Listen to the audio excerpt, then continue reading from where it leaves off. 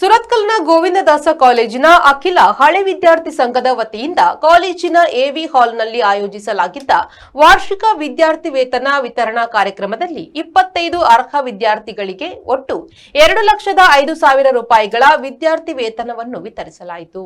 ಜಿಡಿಸಿಎಎ ಅಧ್ಯಕ್ಷರಾದ ಯೋಗೇಶ್ ಕುಳಾಯಿ ಅವರ ಅಧ್ಯಕ್ಷತೆಯಲ್ಲಿ ನಡೆದ ಈ ಸಮಾರಂಭದಲ್ಲಿ ಮುಖ್ಯ ಅತಿಥಿಯಾಗಿ ಭಾಗವಹಿಸಿದ್ದ ಸುರತ್ಕಲ್ನ ಎಚ್ವಿ ಸಂಘದ ಅಧ್ಯಕ್ಷ ಜಯಚಂದ್ರ ಹತ್ವಾರ್ ಅವರು ಮಾತನಾಡಿ, ಹಳೆ ವಿದ್ಯಾರ್ಥಿ ಸಂಘವು ನೂತನ ಕಾರ್ಯಕ್ರಮಗಳ ಮೂಲಕ ಕಾಲೇಜಿಗೆ ನೀಡುತ್ತಿರುವ ಸಹಕಾರ ಹಾಗೂ ವಿದ್ಯಾರ್ಥಿಗಳಿಗೆ ನೀಡುತ್ತಿರುವ ಪ್ರೋತ್ಸಾಹ ಶ್ಲಾಘನೀಯ.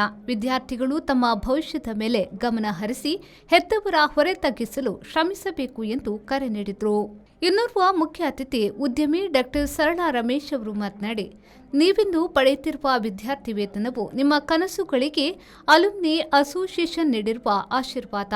ನಿಮ್ಮ ಪರಿಶ್ರಮ ಮತ್ತು ಯಶಸ್ಸಿನ ಮೂಲಕ ಈ ಆಶೀರ್ವಾದವನ್ನು ಸಾರ್ಥಕಗೊಳಿಸಿ ಎಂದು ಹೇಳಿದರು. ನಿವೃತ್ತ ಪ್ರಾಂಶುಪಾಲ ಡಾ. ರಾಜಮೋಹನ್ ರಾವ್ ಅವರು ಮಾತನಾಡಿ, ವಿದ್ಯಾರ್ಥಿಗಳಲ್ಲಿ ಭರವಸೆ ಮತ್ತು ಜವಾಬ್ದಾರಿ ಮುಖ್ಯ. ಸ್ವಾತಂತ್ರ್ಯದ ಜೊತೆಗೆ ಜವಾಬ್ದಾರಿಯನ್ನ ಅರಿತು ಬೆಳೆಯುವ ಚೇತನ ನಿಮ್ಮದಾಗಲಿ ಎಂದು ಹೇಳಿದರು. ಕಾಲೇಜಿನ ಪ್ರಸ್ತುತ ಪ್ರಾಂಶುಪಾಲರಾದ ಹರೀಶ್ ಆಚಾರ್ ಅವರು ವಿದ್ಯಾರ್ಥಿಗಳಿಗೆ ಭವಿಷ್ಯದ ಕುರಿತು ಮಾರ್ಗದರ್ಶನ ನೀಡಿದರು.